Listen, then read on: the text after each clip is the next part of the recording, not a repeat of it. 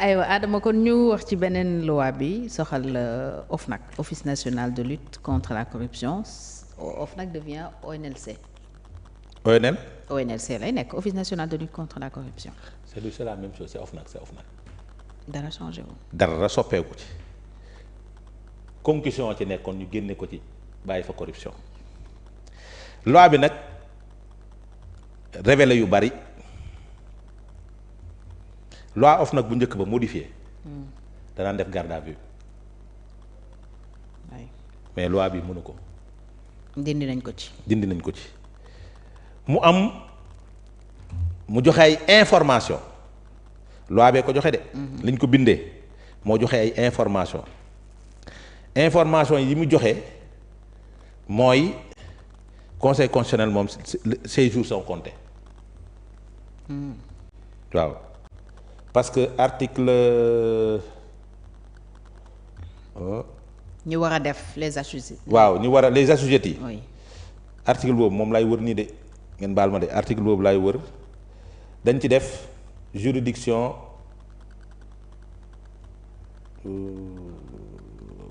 ñi am obligation de déclarer seen patrimoine dañ ne pays. juridiction président de la juridiction constitutionnelle et la loi doit être conforme à notre constitution. juridiction constitutionnelle mooy peut-être conseil constitutionnel. déedéet dans la constitution on parle de conseil de président du conseil constitutionnel. dans la constitution. waaw dans la constitution. Oui. Les institutions. Oui. On parle de président du conseil constitutionnel. On ne parle pas de président. fii leeraluñu daal. fii leeraluñu dara. conseil constitutionnel ou cour constitutionnelle. voilà ils ont parlé de juridiction. yow dégg-dégg bi nga ci am mooy le conseil va sauter. loolu laa jàpp pour laisser place à la cour. Constitutionnelle. Maintenant puisque une loi doit être conforme à la constitution. La constitution parle de conseil constitutionnel il ne parle pas de juridiction constitutionnelle.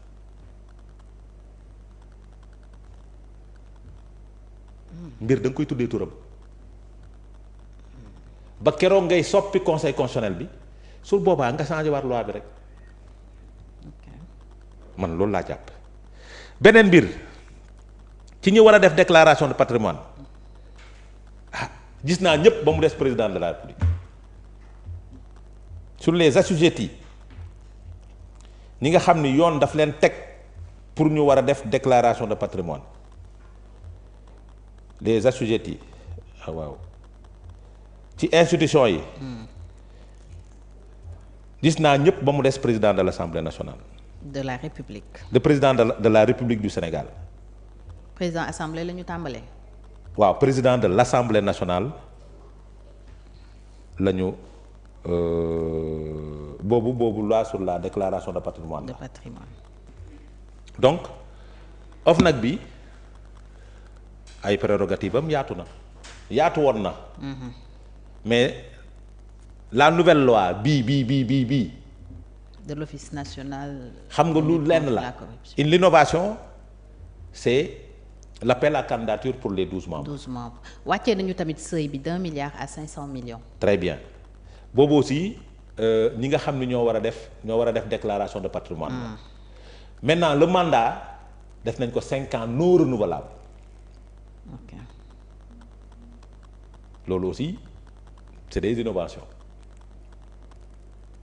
n'est-ce pas loolu jaruloon sax tëgg loi bu bees da ngay modifier loi bi rek parce que la loi a été modifiée par Macky Sall ba muy def Mendier maintenant puisque mu tëgg lu tax mu tëgg loi bu bees c'est parce que il a besoin de la tête de Bassirou Gueye. moom lañ bëgg a dàq. munoo ko dàq de te mandat jeexul soo modifier loi bi doo ko dàq mais il faut nga teg loi bu bees. créer organe bu bees. parce que benn organe bu bees tàq la ñu créer. donc looloo tax fi mu ne nii moom bés bu ñu ko voté rek su koy président di promulguer Bassirou Guèye ak ña fa nekkoon ñëpp bopp dagg nañ ko. mais président parce que lii ñu ci dugal. oui.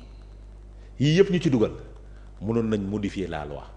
oui mais pour le président de la République xam nga moom dafa am leneen lu ko yoon gàll mooy article 37 bu constitution moo ko prévoir moom dafay def déclaration écrite de patrimoine jox ko conseil constitutionnel moo koy publier. waaw. oui. mais dafa war a apparaître dans la parce que le président de conseil constitutionnel lay jox. le président de l'Assemblée nationale day def déclaration de patrimoine. ici. day def fii. mais OFNAC la koy jox. président de la République conseil constitutionnel la koy jox. déclaration de patrimoine mais kay da koy jox OFNAC. oui donc pour ne pas que ñu jàpp ne président moom du def déclaration. voilà de patrimoine non de moom day jox conseil constitutionnel da koy publier. après vérification da koy publier. c'est important maintenant nag ñeneen ñi dañ koy def mais kenn du ko publier. mais le président a l'obligation de le faire devant. comme à la sortie te dafa am délai maintenant la question que je me pose mooy est-ce que ñi fi nekkoon ñoom ñëpp def nañ seen déclaration de patrimoine à la sortie xam naa ni daal Mansour Faye gis naa ko muy def déclaration de patrimoine am à la sortie ñeneen ñi wóoruma maintenant est-ce que ñi fi nekk ñoom it ñoom ñëpp def nañ seen déclaration de patrimoine wóoruma parce que nee nañu tout le gouvernement def na. loolu la ñu wax mais est-ce que am na moo taxoon man déclaration de patrimoine jarul nëbb. yow moom li premier ministre publié wul bosam moo la. non moo la def ka xam nga tax déclaration de patrimoine jarul nëbb. su nekkee tu es dans la transparence nga wax de yow yaa woote transparence non attends déclaration de patrimoine jarul nëbb. loolu moom dëgg la. fësal ko ñëpp gis ko soo fay jógee nga fësalaat ko ñëpp gis ko.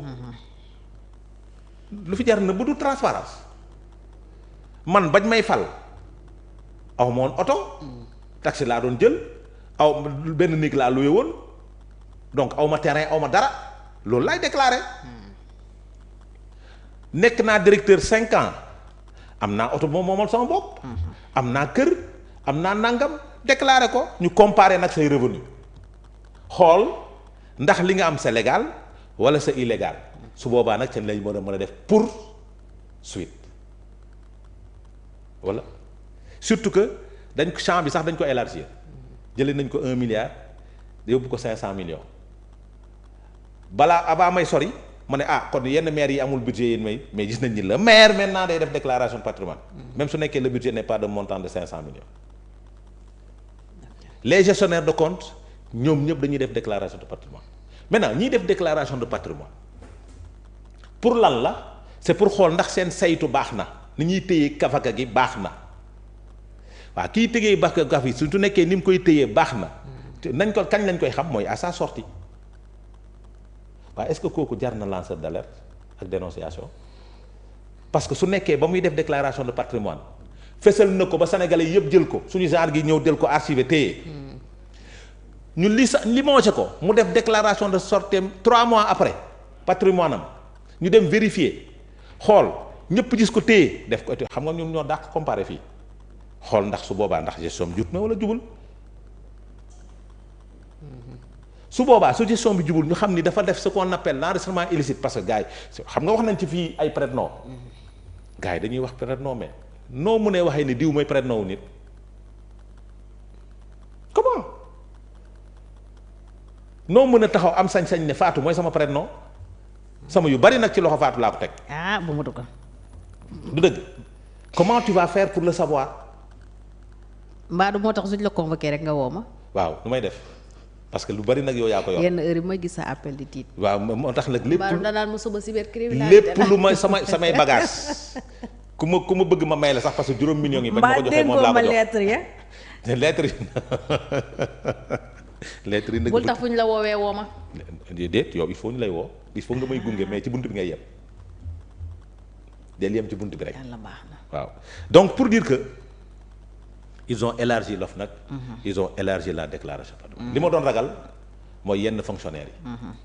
mais la déclaration de patrimoine est assujettie aux personnes qui détiennent des caisses des ressources et autres. mais am na ku ko gën a garaaw mi ngi ci société bi ci direction ba wala ci service ba détenirul société.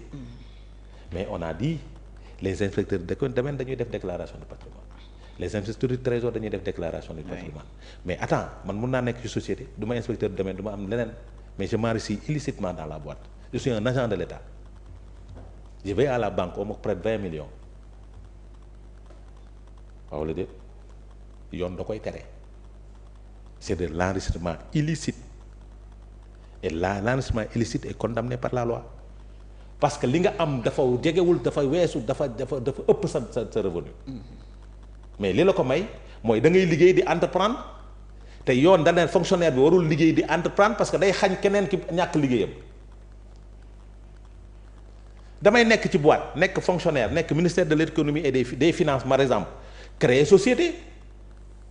di am ci marché yi. di am ci marché yi te kenn du xam ni maay am ci marché yi. loolu nag dinaa lijjanti de. voilà conflit d'intérêt la agent boobu nekk un simple agent au niveau de la boîte il se tape des millions li muy am kiy gérer ressource bi amu ko te pourtant comme nga def loo déclaration de patrimoine mais kay ma ngay gagner marché plus son salaire.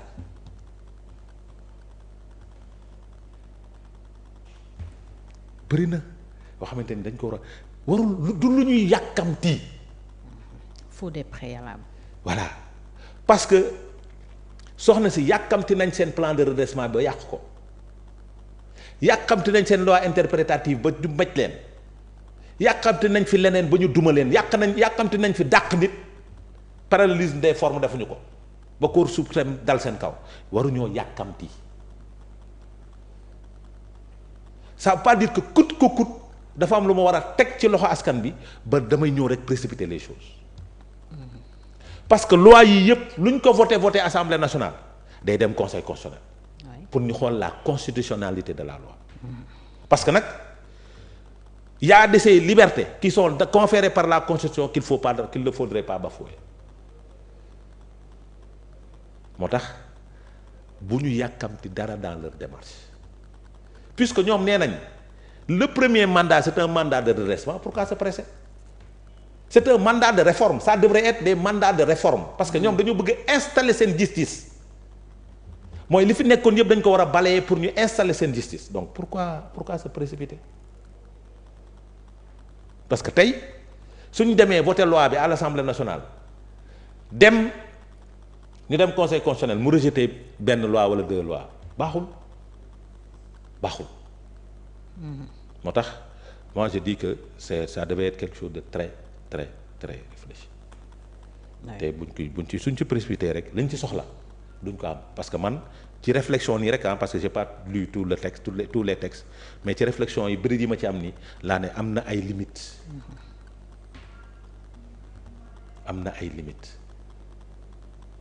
maintenant agent de l'État bi nga xam ni dafay def travail parallèle am ay revenus additionnels yu bari yow nga nekk collègue am di liggéey ci biir boîte bi nga ñee ko nga dénoncé ko daan di problème nga nekk lanceur d'alerte ne waa ji de mi ngi tabax immeuble te pourtant sama collègue la dirigé wul dara fu mu jëlee xaalis bi xam nga kooku sàcc ko mais dafa violer la loi en faisant ce qu'on appelle l'enregistrement illicite. En fait am une activité parallèle waru la en tant que fonctionnaire de l'État mais fii wax ma Sénégal ban fonctionnaire de l'État moo amul activité parallèle dégg naa sax ñu ne clando yi policiers yi ko moom. boo policiers yi jàpp la. non dama leen di tooñ ñoom samay xarit lañ. yaa ngi ci sursis chaque jour moo wax. non samay xarit lañ ñoom non ñoom samay xarit lañ maa ngi ñoom ñoo bokk circulation bi est-ce que tu comprends parce que gars yi dañuy wax xam nga des fois dañ leen di tuumal.